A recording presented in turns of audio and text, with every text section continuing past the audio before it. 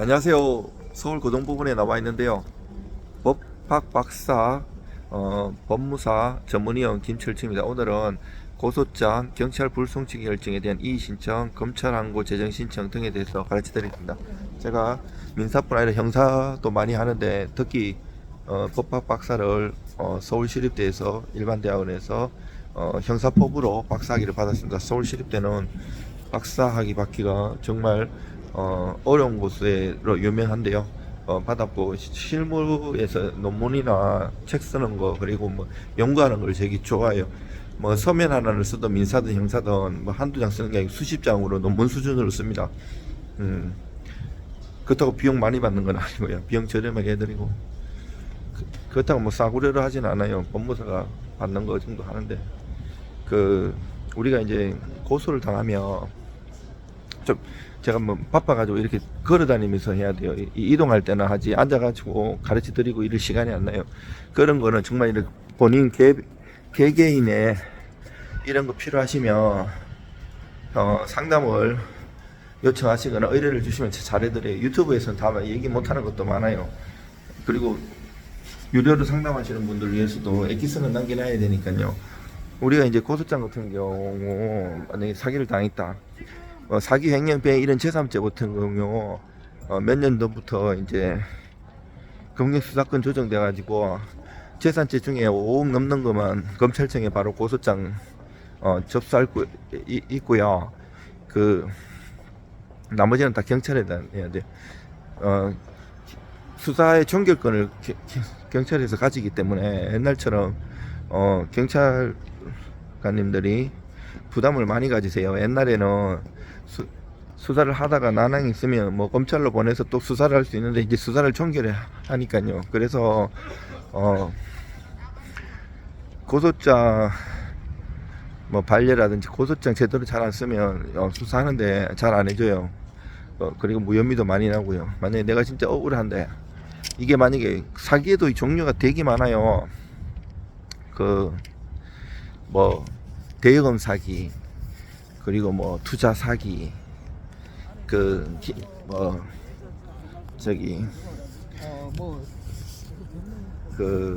용도 사기 뭐 취업 사기 주식 사기 코인 사기 되게 많아요. 리딩방 사기. 근데 이런 것들이에요. 대원칙은 형법 347조에 보면 도이치 시프라이 독일어로 타츠베시스탄테 구성요건 해당성이라고 하는데요. 범죄가 성립하려면 구성요건 해당성에 속하고 위법성 조각사유나 책임 조각사유가 없어야 되는데 뭐 위법성 조각사유는 정당방위라든지 뭐 정당행위 뭐 여러 가지가 많이 해요. 그리고 뭐 책임 조각사유는 형사 미성년자라든지 명정자라든지 여러 가지가 있는데 또 세분화하면 너무 길고요. 이게 이제 구성요건 해당성이 사기라 같으면 기망이 중에 기망이 이게 거짓말한 건데 그래 거짓말했으면 이게 적극적 기망 소극적 기망 여러 가지가 있어요.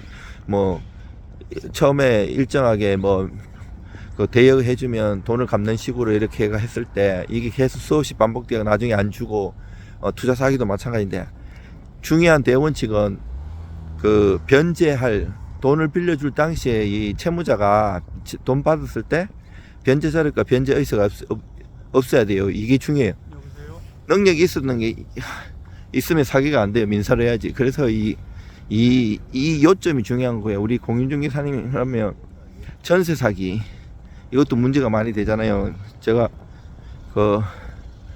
겸임 교수도 하고 동국대학교 행정대학원 또 동국대학교 서울시 그리고 또 경기도 공인중개사님 법정교육 그리고 또 처음 합격하셔갖고 등록하는 실무교육 이런 것을 서울하고 수도권 담당하는데 뭐 이렇게 전세사기라든지 여러 가지 강의를 해드리는데 사기를 만약 전세 이걸 하려면 여러 가지 집을 많이 줘가지고 막 이렇게 전세 안고서 갭 투자하고 이러잖아요. 그 당시에 변제 자료과 변제 능력을 요구하는 거예요. 그게 내가 고소하는 포인트를 줬을 때는 그 개념 그거를 공격해야 되고 내가 방어하는 입장이라면 그 당시에 내가 변제 자격이나 변제 능력이 있었다 이걸 입증해야 되는 거예요. 뭐 의견서든 진술 탄원서든 수백 장을 쓰고 뭐 탄원서 수백 장을 내도 엉뚱한 얘기 자꾸 하면 안 되고요. 이 핵심은 한 줄이에요. 그 당시 구성요건 해당성에 맞게끔 모든 죄는 구성요건 해당성이 있어요. 그러면 내가 공격하는 고소인의 입장에서는 그 구성요건을 잘 설치를 하는 게 중요하고, 사실관계하고 입증서면하고, 내가 반대로 고소를 당했을 때는 그 구성요건 해당성에 각 그거를 깨주는 게 중요한 거예요. 이렇게 돼갖고, 근데 내가 고소를 했어요. 근데 경찰관님이 수사해보고, 처음에 고소하면 고소인 불러가지고 고소인 조사를 해요. 그래야지 어느 정도 사건의 윤곽이, 뭐 돈 단순히 빌려준 거 이런 거보다 뭐 어려운 것들이 많이 사기꾼들이 진화를 해갖고요. 한국의 성인 10명 중에 7명 사기꾼들이 조심해야 돼요. 은행보다 이자 많이 준다고 하는 거는 일단 사기를 의심해 봐야 되고요. 이미 방어를 다 할 준비가 돼 있어요. 그 사기 치려고 하는 사람들은. 그래서 보통 보면 고소하면 그쪽에 변호사를 쓰든 안 쓰든 서류도 많이 내요, 고소인보다. 왜냐하면 준비를 많이 했기 때문에. 그래서 조심하셔야 되고요. 그게 만약에 했는데 그 다음에 이제 피고소인 불러갖고 피고소인 조사를 해요. 이래 보니까 뭐 무혐의 같아요. 증거도 없고. 그러면 불성취 결정 따가요. 그러면 진짜 억장이 무너지요. 나는 몇억 이래가지고 가슴이 쏙쏙 집안이 풍비박산 나고 이러는데, 특히 사기 같은 거는 지인을 통해서 일어나걸랑요. 그래야지 믿으니까요. 예, 친구 사이나 뭐 친척, 가족 이런 거 많이 생겨요. 그래가지고 그러면 경찰 불송치 결정에 대한 이의 신청을 할 수 있어요. 이의 신청 빨리 하는 게 좋아요. 물론 법정 기간은 없어요. 희한하게 입법의 불비인데, 그렇다고 막 오래 지나고 나서 하면 안 되겠죠. 이미 자료도 다 희석되고 더 안 믿어주겠죠. 그 만약에 경찰 불송치 결정 이의 신청서 해갖고 뒤에 별지로 자세한 이의 신청 사유를 해야 돼요. 만약에 증거가 없다 그러면 새로운 증거를 넣어야 되고, 근데 새로운 증거가 대부분 없죠. 있는 거 다 냈는데. 그러면 그거를 조목조목 탄핵해 줘야 돼요. 왜 그냥 썩을랑이요. 왜 불성취한 이유를 그 조목조목 이렇게 해서 이렇게 한 거를 반박해 주면, 내가 만약에 서초경찰서에서 경제팀 이 팀에서 했다 그러면 그 담당한테 가갖고 내려왔다 그러면 그 위층 한 4층 5층에 가면 그거 따로 받는 담당하시는 분이 있어요. 그 도장 찍어줘요. 그러면 그걸 다시 갖다 주면 담당한테 그거를 보내줘요. 서류를. 그거를 그 모든 합쳐가지고 검찰로 보내요. 그러면 검찰에서 와가지고 이게 재수사할 만하다 하면 재수사 명령하고 수사 제기 명령을 할 수도 있고요. 검찰이 봐서도 요거 기각시키는 경우가 있어요. 그러면 기각되잖아요. 그러면 검찰 항고를 해야 돼요. 이 기각 결정 통지를 받은 날로부터 이때는 30일 내에 해야 돼요. 30일 내에. 이때 30일 내에 했는데 이제 검찰 항고장은 30일 내에 내고요. 항고 이유서는 좀 이따가 내도 돼요. 근데 이유를, 중요한 거는 내가 원검찰청에서 그 수사 지휘했잖아요. 그거다가 내야 돼요. 법원도 만약에 내 1심에서 2심 항소한다 그러면 항소장을 1심 법원에 내야지 그 서류를 가지고 있으니까 그 보내요. 2심으로. 만약에 이제 2심에서 3심으로 대법원에 상고할 때 대법원에다가 상고장 내는 거 아니에요. 상고장 내는 거는 맞지만 그거를 그 상고장 써갖고 내는 바로 그 위치는 2심에서 판단한 법원에다 내야 돼요. 그래야지 걔들이 알죠. 그 서류를 보내주죠. 그러면 대법원에다가 보내면 대법원에 새로운 사건 번호가 나오고 소송 기록 접수 통지서라고 보내요. 나 2심에서 지금 3심으로 네가 상고했으니까 상고장 왔어. 그러니까 자 상고 이유 내봐. 내 소송 기록 접수 통지서 받은 날로부터 20일 내에 해야 돼요. 민법에 대원칙인 초일불사님이 적용돼요. 초일불사님이 예외가 있는데 여러 가지 뭐 영시로부터 시작하는 거. 만약에 발송송달을 했다. 발송송달 같은 경우에는 당일부터 기산하니까 조심해야 돼요. 전자수송이나 이런 거 할 때.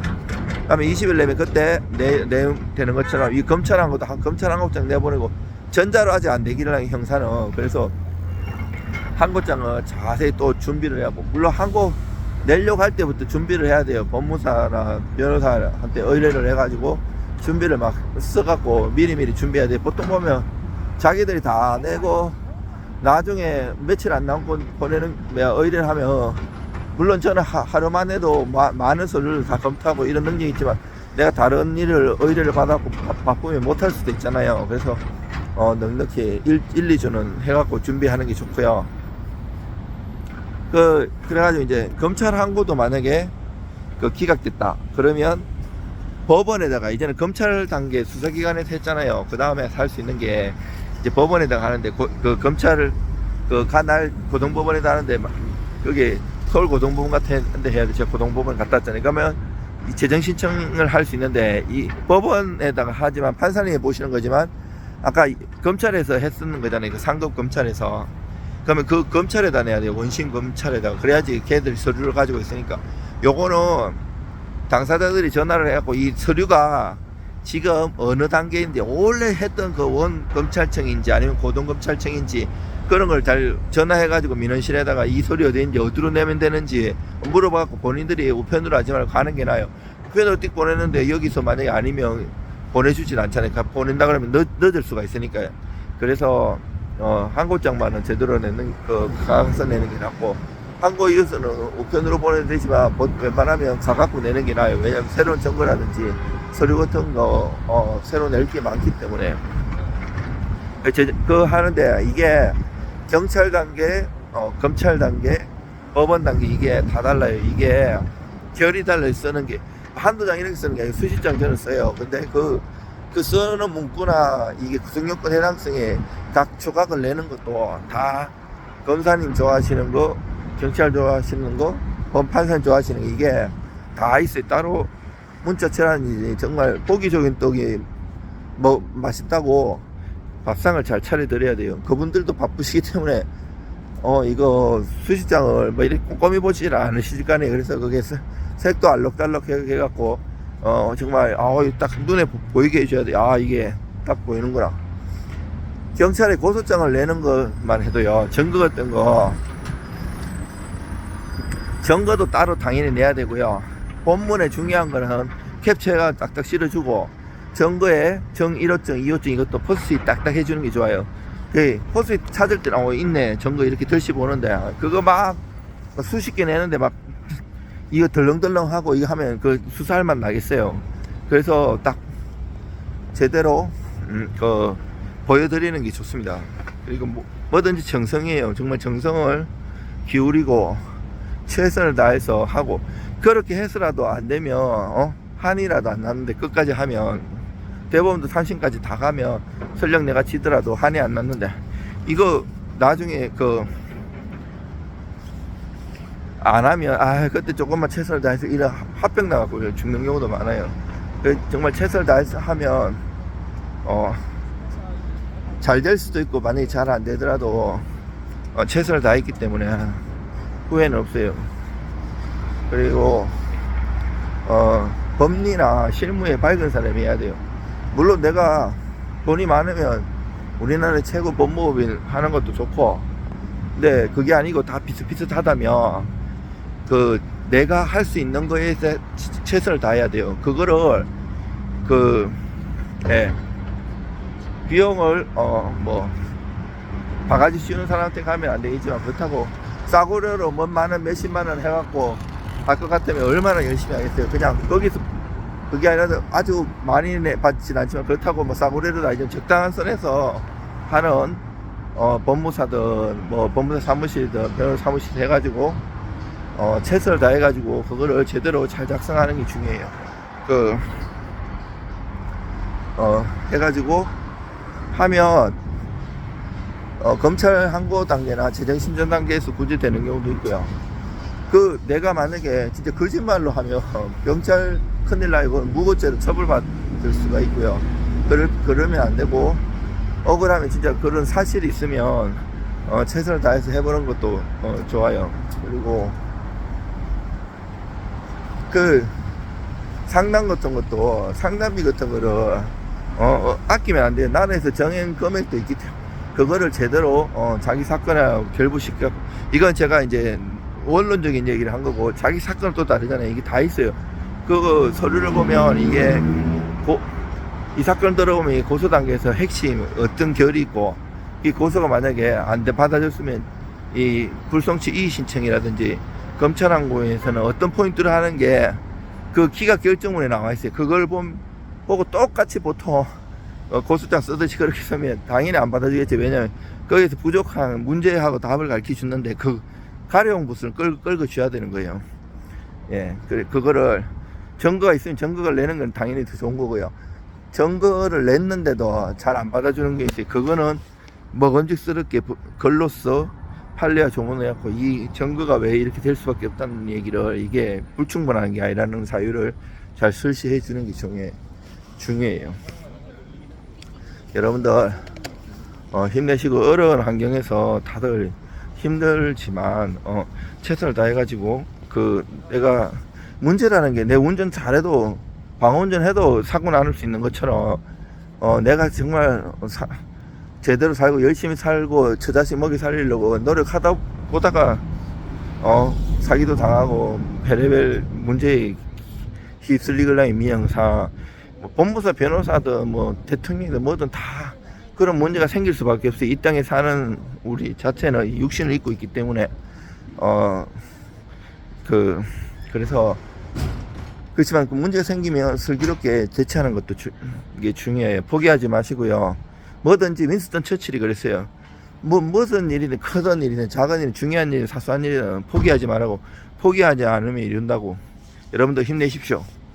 제가 도와드리겠습니다.